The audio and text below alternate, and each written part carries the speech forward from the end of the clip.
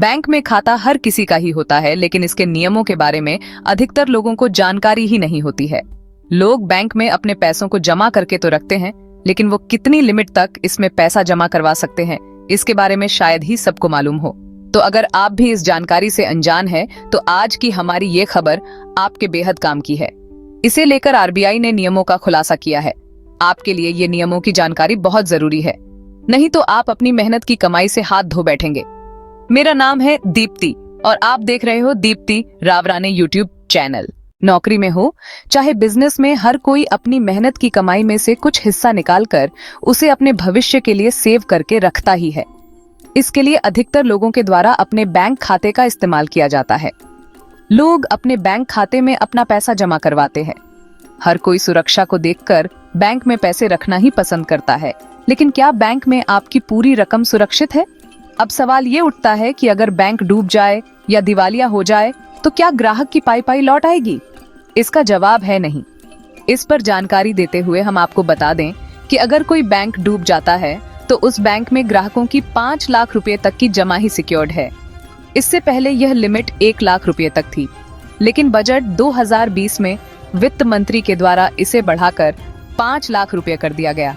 अगर किसी एक बैंक में ग्राहक की इससे ज्यादा रकम जमा है तो बैंक के दिवालिया होने पर 5 लाख को छोड़कर बाकी की जमा राशि डूब जाएगी। इससे ग्राहकों का नुकसान होना तो तय है। DICGC देती है इतने जमा पर इंश्योरेंस कवरेज। जैसा कि हमने आपको ऊपर बता ही दिया है कि बैंक की ओर से 5 लाख रुपए तक की बैंक जमा पर deposit insurance and credit guarantee corporation deposit insurance की ओर से कवरेज है। अगर बात करें DICGC की, तो ये भारतीय रिजर्व बैंक की पूर्ण स्वामित्व वाली अनुषंगी कंपनी है। सभी कमर्शियल और CO ऑपरेटिव बैंकों का DICGC से बीमा होता है। इस बीमे के तहत जमाकर्ताओं को 5 लाख तक की बैंक जमा पर सुरक्षा की गारंटी मिलती है। DICGC के कवरेज में सभी छोटे और बड़े commercial bank अबदी co operative bank covered हैं, चाहे उनकी ब्रांच भारत में हो या विदेश में। जानकारी के अनुसार DICGC बैंकों को इंश्योर्ड बैंक के रूप में पंजीकृत करते हुए उन्हें प्रिंटेड लीफलेट्स के साथ फर्निश्ड करता है। इससे जानकारी मिलती है कि यह बैंक DICGC द्वारा इंश्योर्ड है। अपने पैसों को सुरक्षित रखना चाहते हैं तो पहले आपको यह सुनिश्चित करना होगा कि आपका बैंक DICGC के इंश्योरेंस कवरेज के तहत आता है या नहीं।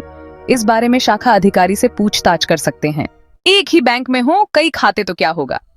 हमने आपको ऊपर ये तो बताया था कि किसी व्यक्ति को बैंक डूब जाने पर 5 लाख तक की राशि का भुगतान ही बैंक के द्वारा किया जाएगा, लेकिन आपको ये भी जान लेना चाहिए कि जमा पर इंश्योरेंस कवरेज की 5 लाख रुपए तक की नई लिमिट एक ग्राहक की एक बैंक में मौजूद सभी जमाओं, मसलन बचत खाता, FD, RD आदि को मिलाकर है। अब इसका मतलब ये हुआ कि अगर किसी बैंक की एक ही या अलग अलग ब्रांच में ग्राहक ने अलग अलग खातों में पैसा जमा कर रखा है तो उन सभी को मिलाकर 5 लाख रुपए तक की रकम के ही सेफ होने की गारंटी है। इस रकम में मूलधन और ब्याज दोनों को शामिल किया जाता है। आपको अपना अतिरिक्त पैसा और अतिरिक्त लाभ नहीं मिलने वाला है। जान लें किस तरह के डिपॉजिट किए जाते हैं कवर। बैंक में हर तरह की जमा, मसलन सेविंग्स, फिक्स्ड, करंट, रेकरिंग या अन्य।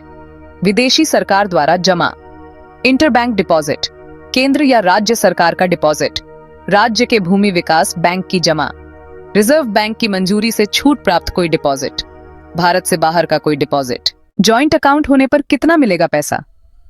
कवरेज के नियमों के मुताबिक 5 लाख रुपए की लिमिट एक ग्राहक की एक ही बैंक की सभी शाखाओं में मौजूद सभी एकल खाता जमाओं जैसे बचत खाता, FD, RD आदि को मिलाकर है। लेकिन मान लो अगर किसी के एक ही बैंक में सिंगल और जॉइंट दोनों अकाउंट हैं, तो दोनों में 5-5 लाख रुपए तक की रकम सिक्योर्ड रहेगी। इसका कारण है कि रिजर्व बैंक के अनुसार सिंगल और जॉइंट अकाउंट को अलग अलग यूनिट माना जाता है, इसलिए पैसे भी दोनों को बराबर मिलेंगे। खाता धारक नाबालिग हो तो मान लो कि किसी बैंक में एक नाबालिग यानी 18 साल से कम उम्र के बच्चे का खाता है और उसे कोई वयस्क कानूनी अभिभावक के तौर पर ऑपरेट कर रहा है, तो ऐसे में माइनर अकाउंट को एक अलग खाता माना जाएगा। इस केस में उसमें अलग से 5 लाख रुपए तक की जमा सुरक्षित रहेगी। लेकिन अगर एक ही बैंक में एक ही नाबालिग के नाम पर एक से ज्यादा खाते हैं तो सभी खातों को मिलाकर 5 लाख रुपए वाली लिमिट लागू होगी। बैंक के ये नियम साफ और स्पष्ट है। महज 90 दिन में किया जाएगा भुगतान। इस मामले पर देश की वित्त मंत्री निर्मला सीतारमण ने बजट 2021 में DICGC एक्ट में एक संशोधन का प्रस्ताव रखा था और केंद्रीय मंत्रिमंडल ने DICGC एक्ट में संशोधन को मंजूरी भी दे दी थी। इसके बाद 2021 में जमा, बीमा और क्रेडिट गारंटी निगम विधेयक 2021 संसद से पारित भी हो गया। आपकी जानकारी के लिए ये बता दें कि देश में ये कानून 1 सितंबर 2021 से लागू हुआ है। संशोधन के बाद अब किसी बैंक के डूबने या संकटग्रस्त होने पर डिपॉजिटर्स को 90 दिन के अंदर 5 लाख रुपए तक की रकम मिलने की प्रक्रिया पूरी हो जाएगी। इसके दायरे में उन बैंकों के ग्राहक भी आएंगे जिन पर RBI ने कोई प्रतिबंध या मोरेटोरियम लगाया हुआ है। पहले इस प्रक्रिया को पूरा होने में 2 से 3 साल भी लग जाते थे, जिससे संकटग्रस्त बैंक के ग्राहकों की जमा पूंजी लंबे वक्त के लिए फंस जाती थी।